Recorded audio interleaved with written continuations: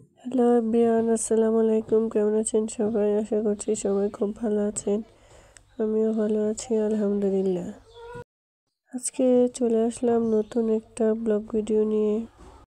আজকে শেয়ার করব নরসিংদীর কিছু ঐতিহ্যবাহী পিঠা। তো পিঠাটা তৈরি করতে আমাদের লাগবে কলাপাতা। তাই এখন আমরা কিছু কলাপাতা নিয়ে নিলাম। তো কিছু কলাপাতা নিয়ে আমি এরকম ভাবে কাইটে নিয়ে নিলাম। কলা পাতাগুলো কাইটে আমি সুন্দর করে পরিষ্কার করে নেব। তো দেখুন, আমার মেয়ে পাতাগুলো খুব সুন্দর করে পরিষ্কার করে নিতেছে, আমার সব কাজে হেল্প করে, মাশাআল্লাহ। তো আমরা এখন একটা পাতিল নিয়ে নেব। পাতিলের মধ্যে ঢেলে দেব কিছু সাবুদানা। সাবুদানাটা নিয়ে এর মধ্যে আমি কিছু পানি দিয়ে ভালো করে হাত দিয়ে কচলিয়ে পরিষ্কার করে নেব।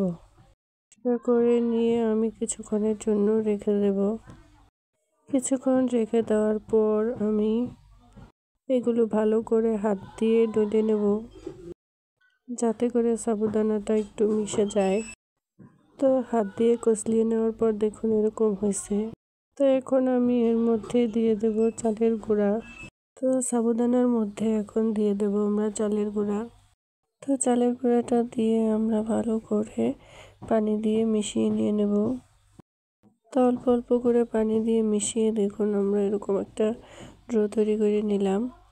তো আরেকটা পাতিলে আমরা শুধু চালের গুঁড়াটাই নিয়ে নিলাম, দিয়ে দিলাম লবণ। তারপর এর মধ্যে পানি দিয়ে ভালো করে হাত দিয়ে কষলিয়ে আমরা আরেকটা ড্রো তৈরি করে নেব। আমাদের দুইটা ড্রোই তৈরি করা শেষ। এখন আমরা চলে যাব পিঠা তৈরি করতে। তা আমরা অল্প অল্প করে গোলা নিয়ে সুন্দর করে হাত দিয়ে বানিয়ে নেব। তো আমরা চুলাতে বসাই দিলাম একটা তাওয়া। তো বসাইয়ে এখন আমরা পিঠাগুলো এক এক করে দিয়ে পিঠাগুলো সেঁকে নেব। তো এরকম করে আমরা সবগুলো পিঠা তৈরি করে নেব। তৈরি করে পিঠাগুলো আমরা সুন্দর করে এইভাবে ঢাকনা দিয়ে ঢেকে পিঠাগুলো সেঁকে নিলাম। তো পিঠাগুলো দেখুন এরকম করে হয়ে গেছে।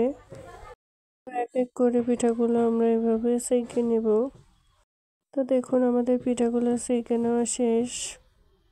এখন আমরা পিঠাগুলো রোদে শুকাতে দেব। তো পিঠাগুলো নিয়ে চলে গেলাম রোদে শুকানোর জন্য। তো বনের উপর আমরা পিঠাগুলো দিয়ে দিলাম। তো একবারেই পুরোপুরি শুকানো যাবে না, অল্প রোদে শুকাতে হবে। প্রথম অবস্থা হালকা রোদ দিয়ে আমি নিয়ে চলে আসলাম। তো এখন আমি পিঠাগুলো থেকে কলা পাতাগুলো ছিলে নেব। তো দেখুন আমার মেয়ে সুন্দর করে কলা পাতা থেকে পিঠাগুলো উঠে উঠে রাখতেছে। এখন আমরা পিঠাগুলো কলা পাতা থেকে ছিলে এরকম ভাবে নিয়ে নিলাম। ভালো করে রোদ দিয়ে শুকিয়ে নিতে হবে। তো আজকে আমি আর রোদ দেব না। তো পিঠাগুলো ভাজলে কিরকম হয় তা আমরা পরবর্তী ভিডিওতে দেব ইনশাল্লাহ।